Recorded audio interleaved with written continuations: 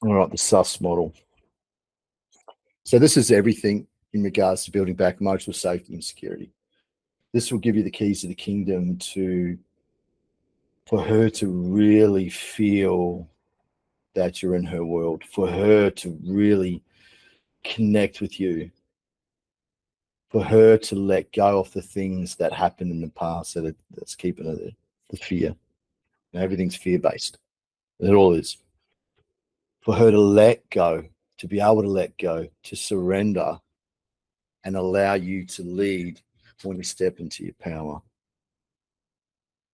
The reason why she's stuck where she is with these emotions and feelings is because, well, it's the feeling off that what happened back then that's still there, that emotional charge.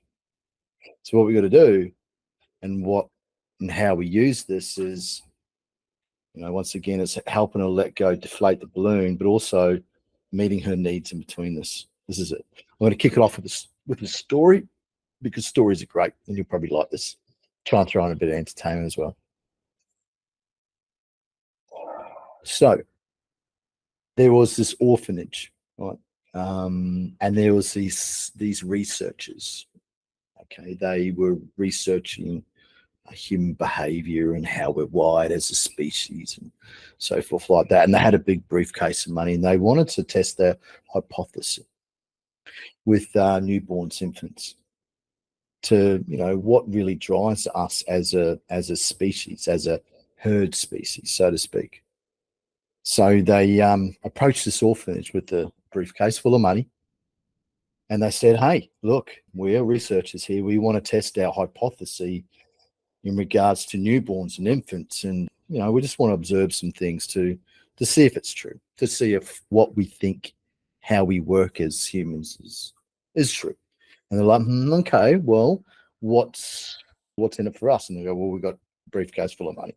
And they're like, oh, okay, well, hallelujah. We need some funding. So we're open to having a conversation. Anyway, the researchers talked a little bit more about what they actually needed. So they said, what we need is two groups of babies. Okay, first group is newborns to 3 months old. Second group, same again, newborns to 3 months old.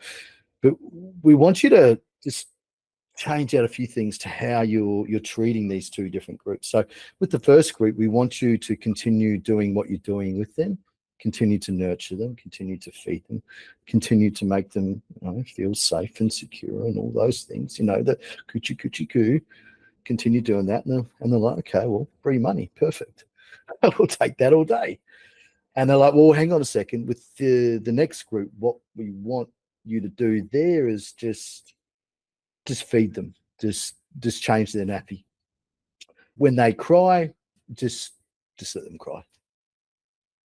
No coochie coochie coo, no engaging with them other than feeding them. Okay. And the nuns are like, oh, okay. Well, we really need the money. I don't see it doing too much damage, so they agreed to it. But they said, look, if anything happens, like we're pulling the pin. And the researchers are like, yeah, absolutely. We don't want anything to happen to the babies. If you're feeding them and changing their nappy, and there shouldn't be too much to go wrong, right? So 3 months passed. As you can imagine, the first group of babies, they flourished. They grew healthy, far out, that was hard to get out. Healthy, happy babies. Okay. Obviously with nurturing and all that. The other group, not so much. All the babies, every single one of them died. This is a true story. It was close to 100 years ago. So it was a catastrophe. And nothing that they could do could revive the babies. The babies simply gave up. They stopped eating. Sleeping more, they couldn't revive them.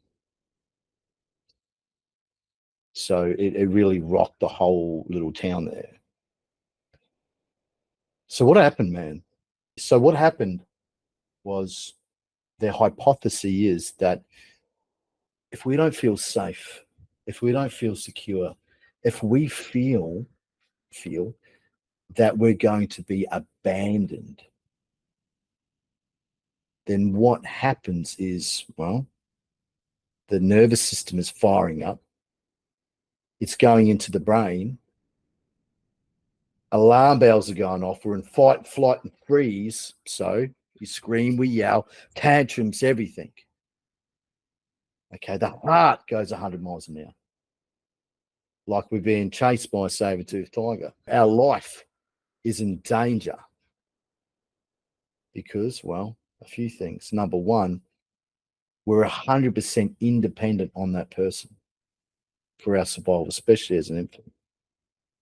But also, too, a couple of other things, too. Well, we're a herd species. So we rely on other people for our survival. And ingrained in our primitive brain, if we feel that we are going to be rejected, abandoned, not accepted, bang, bang, bang, alarm, alarm, alarm. So we react in different ways. We'll get more into that in a minute.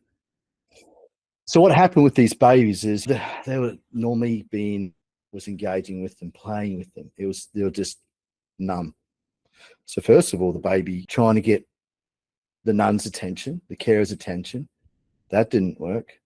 So then they started crying. That didn't work. Then they'll try that on and off. And then screaming, that didn't work.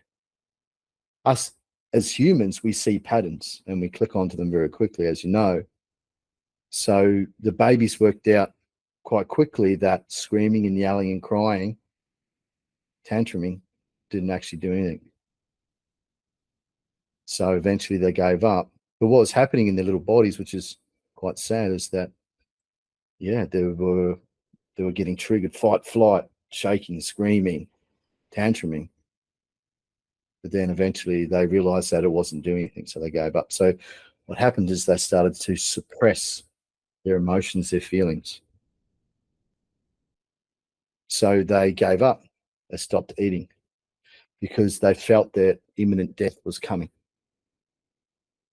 It's pretty crazy, right?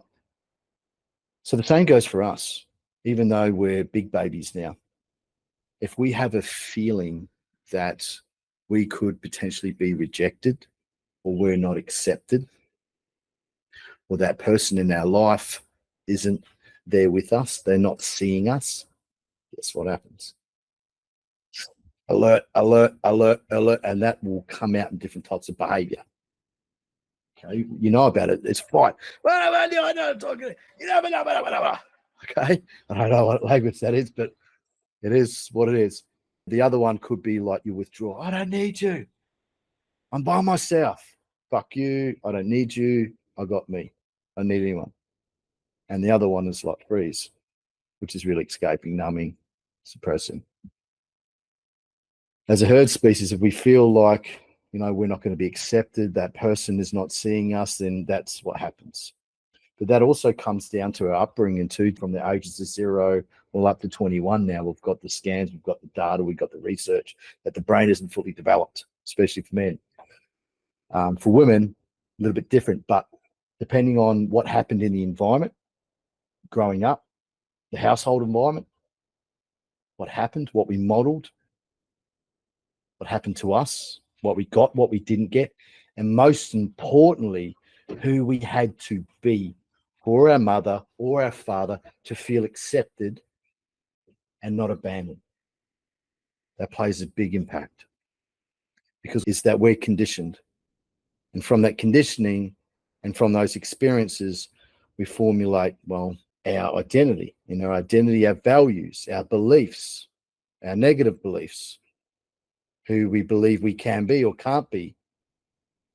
And based on the relationship that we had with our parents and our loved ones, who we feel we need to be in order to feel accepted and loved. So, and that all comes down to that parent on their wounds. If they're easily triggered, who did that child have to be in order for that parent to feel okay? So we adapt ourselves to that environment, to that person. And that plays a huge impact to our persona, to our identity, to our behavior that's driven from the identity. Now, we're very rarely know our identity. It's roughly about 10%. The rest is unconscious, subconscious, whatever you want to call it. And it plays out in our behavior, which is why, we can fuck up over and over and over again. We're like, why the hell does this happen? But it's all fear-based. So I want to lay that story there. That scene is huge. So what is seen? Well, there's a couple of different aspects, but all of this just builds emotional safety. Every step of that, everything that I've given you builds emotional safety and security. That's what it all is. So scene, a couple aspects. Number one, to really sum it up in one sentence or less, is that she feels that you've got her and you're in her world. You're in her world and you've got her. Why? Because she's just a scared little girl. Remember that when you see her and she's reacting or she's pulling away or she's withdrawing or whatever, she's just exactly. You heard those words, are scared. That's right. So if we can see her like that, that can then potentially change the meaning to how we look at it. Especially when we can put that picture there. I used to see my wife as like what's that Greek mythological creature? It's got the snakes coming out. Medusa. That's it, Medusa. Thank you very much, Rob. But as soon as I learned about the stuff, I went a little bit deeper to really understand her story and what happened to her and who she had to be in order to feel love, accepted as a little girl. And it all made sense. So if she feels that we don't get her, we don't understand her, and her feelings aren't there, it's like, what are you talking about? Doesn't make sense. Why are you worried about that? Here's how you fix it. Why are you coming at me? Defend, defend, defend. Then she will never feel seen.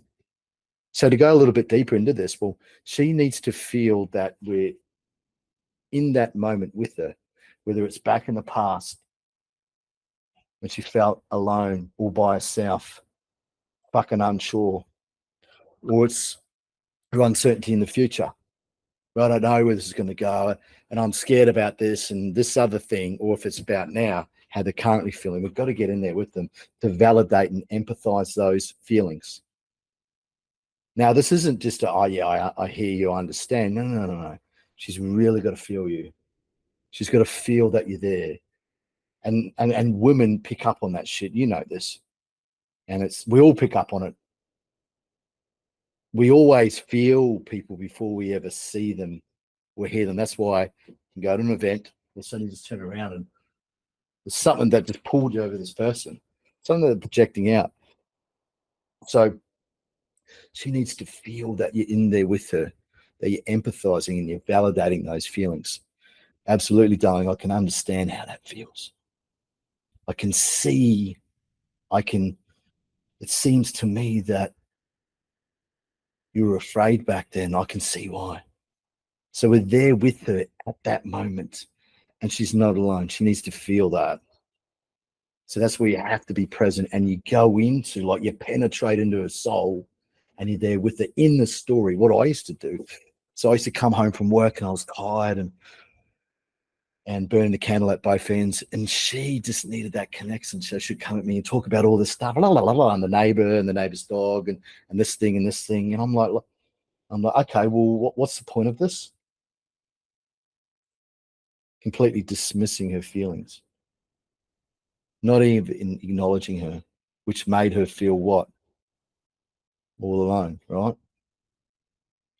Or, she would come at me, okay, and stress of the kids and work and clients and this and that, and I'll come out and it'll be surface level stuff like, you said you're going to be home at this time, or you said you're going to be back at this time. And this thing you always said is like that. And, bullets, matrix, trying to dodge it, trying not to get taken out. And what I used to do is, well, fucking tired, I'm going to my ego steps in. Who the fuck, is this what I deserve? Bust my ass. Da, da, da, da, da. So I'll be reactive. I'll get triggered, trigger my own shit. So she's triggered, I'm triggered. Goes nowhere. So I'll come at her. Okay, that's one way of doing it. Or she'll come at me with this stuff. I'll try and fix it, offer solutions, or I'll tell her that it's okay. Mm-mm. That's how we fuck it up, because she feels that we're not there with her. It's all we need to do, and it's not just shut your mouth up. And it's not. It's a load of bullshit. It's getting there in there with her, with authenticity. She feels it. Okay, that you can feel her frustration, her thoughts, her fears, all that stuff. And using the techniques I've given you with the tactical communication, emotional labeling, absolutely, I can see why it's like that. It's not all about conflict and problems of the past and the fear of the future. It could be just simple stuff, like she'll talk to me about her friend and she's starting this business and she's doing this wrong. And for me, I just want to go, because I've got the experience of this. I just want to go, she's doing this and doing that. But I'm like, and I hold a stupid face and I'll, yep. And I really want to make it about me, ego, to give advice or to ask questions. But that's where if I come in and start making about me by, why doesn't she do this? Why don't you do that? Well, that's silly. Then guess what? She doesn't feel seen. So hopefully that makes sense there. But it's really just getting into a world. So she feels like you've got her. Okay, you're there with her. She's not alone. She's no longer scared of it. This one's huge, man. So that's one aspect. And we'll keep coming back to this. This is part of the program, man. Keep coming back to this in different examples and role plays and methods and processes. So that's one part of scene. There's the other type of scene is a pretty big one too. You see, when women are born, they're born with value. What I mean by that? Us men, we're born with no value. Well, women are born with their beauty and their body. That's their value. Okay. Us, we're born with nothing. We only really get value in our mid 35s, 40s. I mean, when we start working it out, how to make money and not be so broken, stop pissing it up and doing stupid shit, right? Like, let's be honest here. So what I mean by that is women are born with value, but it's depleting every day. And they subconsciously and whether consciously know that. So they need validation. They need to feel seen. Okay, some more than others, but at least to know and have the feeling that we are thinking of them, that they are important in our lives. Actually, they are a priority. So what happens there for that entrepreneur, that man that's on a mission to succeed, to achieve, to conquer, whether it's business or whether it's his job, she isn't really prioritized. She isn't really a focus because he's so focused on achieving, succeeding. He's in the warrior, so to speak, the warrior energy. Anyway, if she doesn't feel like she's seen physically or she's in that man's mind, then yeah, it can lead to a lot of different things, mainly insecurity, self-doubt. And that's where, if they're not getting it from us and they'll come at us, hey, you never do this, you never do that. Yeah. I promise I'll do that. But for whatever reason, we don't, because it's not in the hierarchy of our values at this moment until it gets changed for us, right? So that's when, like the little baby, tantrum. All of a sudden, they'll suppress it because it's not working. Why bother? What's the point? When I come to him, he gets triggered. He doesn't even hear me. No point. It just goes nowhere. He withdraws. He runs away. He fucking numbs out, whatever. So they suppress it. But the thing is, mate, like they need to get that somewhere. And it isn't just about because they got, they have low self-esteem or anything, but they need to feel their worth. They need to get that from somewhere.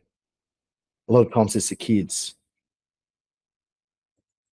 They're being seen by the kids. They're getting that connection by the kids until the kids grow up, until they're more independent. Then they look at the kids and the kids are kind of doing their thing, and they look at him, he's still doing his thing. It's like, forgot. So what tends to happen, mate, is they tend to be on this thing a bit more. Okay, they tend to, well, they tend to find things to feel seen, because it's not just seen, but that's where they get connection too. Talking, chatting, expressing, that's connection. Expressing, that's how they process things, let them go, and to connect. So if they're not getting that from the husband because he's not seeing her, he's not in her world, and she talks about the stuff, he's like, what are you talking about? This is crazy. Well, he's getting triggered. She's not able to get connection too. So she goes to the kids. So if she's unable to get that anymore as much from the kids because they're growing up, well, she's got to get it from somewhere. So she either works more, or she finds another career she wants to do, new opportunity, or she goes back to work, or she's out more with her friends, or she's on social media more. But she needs to get it from somewhere. Okay. So it's our duty, it's our obligation to make her feel like she's our number one. And I'm not saying put her on a pedestal. No, that's not what I mean. But just to remind her that we value her, we appreciate her, we see her and everything that she brings into our world. Even if it's a simple meal where you could easily say, this, but you just see the commitment, the dedication, and the love she put into it, and just bring that into her. I acknowledge you, darling. I know you're tired. I know you didn't have much to work with me, but this is beautiful. She feels it. So reminding her throughout the day, and there's some other bits and pieces there, but that's seen then super powerful. Understood. A little bit different from seen. So you can say you see her, but she needs to feel understood. I can see what you're going through, but empathizing with her, validating that, yeah, I can really understand why you felt that way, or why you feel this way, or not prioritizing you felt all alone. I can now know how that must have felt. I honestly feel the same. And once again, getting into a world to see and feel how she felt so you can understand her. She needs to feel that. It's like if you ever had a conversation with someone before, right? And you're talking about this thing that you're passionate about, and they're like, "Oh yeah, yeah." They don't actually get you. They're like, "Oh yeah." Straight away, there's a disconnect. It's like, oh, okay, that's us, eh? Like that, we can we get that straight away, compared to someone that is also interested in this thing, and you're like, yeah, and this thing, and this whatever hoodaki, and that other person's career, they're in there with you, yeah, and because it does this thing, and you're like, yeah, then you high five it. Anyway, but that's kind of like what it is. It's like you're getting into a world, you understand how she feels, you validate and empathize with her without judging her, whether it's negative, without making her feel anything less. It's sometimes very easy to come in and say, oh, like, why isn't that done? Or why are you reacting like that? Where she feels less off. That's the quickest way to kill a marriage or a relationship. But yeah, when she feels that she's understood and she's talking about the thing, and the balloon's being deflated, whether she's coming at you with the bullets and throwing a snake at you, and you're taking it and you're not reacting and you're not resisting and you're not causing any more resistance. You're just holding it there, and you're seeing it for that scared little girl, and you're in there with her. Absolutely. No, you're 100% right. Yeah. I can see why you feel alone. I can see why you don't trust me. I can understand that. She really feels that because it is congruent and it is real. Then she will be able to let go of those things from the past that is holding her there. That resentment, that fear, that hurt, that uncertainty. Is it going to happen again? the more you can hold that space and not react and be in there with her and see how she feels and understand what she went through and what that must have felt like, without bringing in your analytical brain, without making it about you, without reacting, without doing anything stupid, hitting the stupid button, the more the balloon will, which brings on estrogen and makes it feel more loved, more understood, more connected. If you want to get laid more, listen to them more. Get in there, get in their story. But yeah, never judge it, man. Sometimes some of the stories can be crazy. And I'll be like in the story with her, and I'm thinking, what the fuck are we talking about here? And I can quite easily go, what are we talking about here? Like, what the fuck? But it doesn't matter. If I was to do that, and I used to do that, I was making it about me, and I completely wipe out that connection, strip that emotional safety where she stopped coming to me. So it's really not making it about you. Be there in an authentic way to feel and validate and empathize, to see. When you can do that and you can see her for the scared little girl, that's when you can completely disconnect from yourself to really see what's going on. There's a fly flying around at the moment. This is really interesting because the other day I had the window open, the fly screamer's off, but the fly was hitting the window, bang, bang, bang. The fly was hitting the window because he didn't have that awareness. He wasn't able to acknowledge that it was glass and that the window was open for him to fly out. And we're kind of like that. We don't have that awareness. This is going to give you the awareness to really understand what's going on. Because all we're doing here, mate, in this program is one thing really, and that's changing the way she currently feels about you from a negative to a positive. And this is how we help her let go of resentment. This is how we boost up her love hormones. This is how we help her trust again, to know that we've got her, to know that she can come to us with all this shit and this, and we don't react and we don't get triggered and we don't make it about us, because that's what women are. They're up and they're down, mate. They're not linear. Okay, so get that out of your head. I used to think my wife should, why are you getting upset? Why you don't? Like, of course, supposed to. The females, she's more in her femininity, and femininity is up and down, in, out, left, right, back, forward. It's like a cloud, right? It can be the end of the day. It can be the end of the world at the end of the day. Okay, it's all doom and gloom and the kids, and she's not sleeping properly. And I'm thinking, holy shit, fuck. All of a sudden, she's just, and all of a sudden, she's laughing and carrying on. And I'm still in the story. I'm like, oh, have we moved on? That's women. Women are like waves too, man. Okay. Some days they're 10 foot high. They're fucking tsunamis, right? They're coming at us. Some days they're flat. But what they always will do, and this is part of it, it sucks, but it's true, is crash on us. Constantly crash on us. To know if we're strong enough to hold that. If they can crash on us consistently and we've got them with all their craziness and the emotions and the fears and without the judgment and all the things that happened back then and all the things that they're worried about the future, we just hold that. See if it's scared little girl. And eventually the waves will get less bigger, more smaller, more calmer. There's still going to be waves, mate, expect it. We're down there, whack. Still happens with me. Out of nowhere. What the fuck? Okay, I hear you. Understand.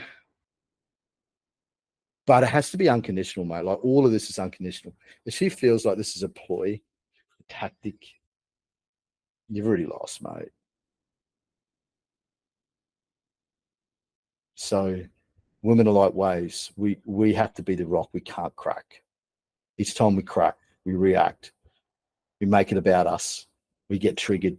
We try and fix it, or we try and take her out of that feeling, out of that emotion. We never want to do that. We never want to necessarily reassure her or tell her everything's be okay when she's venting, when she's letting go. No. That doesn't make her feel seen. She just wants to feel heard and feel understood, for us to be in there. Never fucking do that shit. A lot of guys will come in and she hasn't had that emotional safety and security in the past, and they're finally deploying these techniques and processes and the communication model, and she's finally opening up, and it's like a fire hose. But then they start trying to reassure her or start apologizing. I'm sorry. It's going to be okay. No, that just fires them up even more. And then I get to the call with them. They're like, man, she just keeps escalating.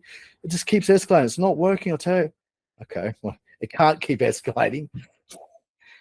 If you're giving her nothing to fight with, if you're not causing resistance, like you can't fight with someone that doesn't want to fight, that is just being there with unconditional love and support. Eventually has to go down. So they're doing something that is either taking away that feeling that he's not there with me, he's not understanding, I am alone, I'm that scared little girl, no one's got me. That's understood. So yeah, there's other bits and pieces here you can read. Now, as a byproduct, when she feels seen, understood, heard, validated, that's when emotional safety and security comes into play. That's when she feels that, well, you've got her. You're going nowhere. She's not by herself. She can just be herself. And that's when they surrender. Surrender the leadership, surrender the trust, surrender their heart, bring that wall down. But sometimes this is going to take time, mate, depending on the history, depending on how many fuck ups. And it's not 5 things you do right and you get, 5 ticks. Fucking you do 8 things right and you get half a tick. That's how it works with women. Okay, so don't think it's tit for tat here. No. And it's constantly showing up, applying that constant pressure. Think of it like this: the wall's up. There's a lack of trust. There's a lack of emotional safety, security. She doesn't believe you. All this other stuff. You can try and hit it hard with, the one tactic or trying to get that big win. Going to do fuck all. But if we apply consistent, constant pressure on that, what I mean by that, showing up consistently with unconditional love and support, not needing to get anything, not fucking reacting, not getting triggered, not reverting back to that old behavior that puts her in or triggers her.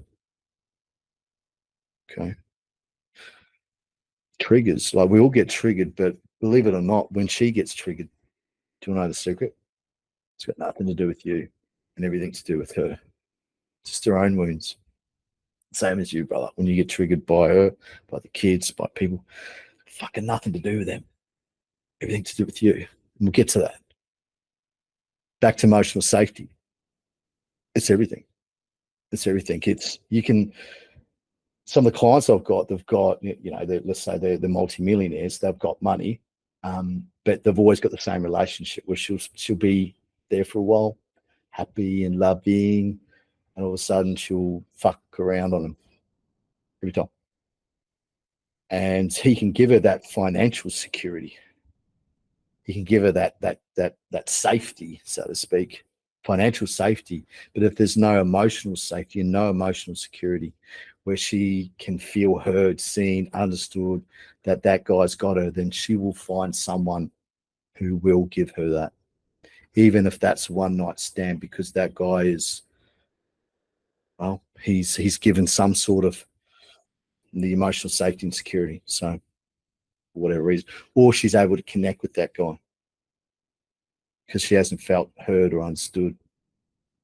And that's what happens, mate. It normally leads to, some sort of emotional affair and then physical affair, because that guy is giving her what she hasn't been getting from him.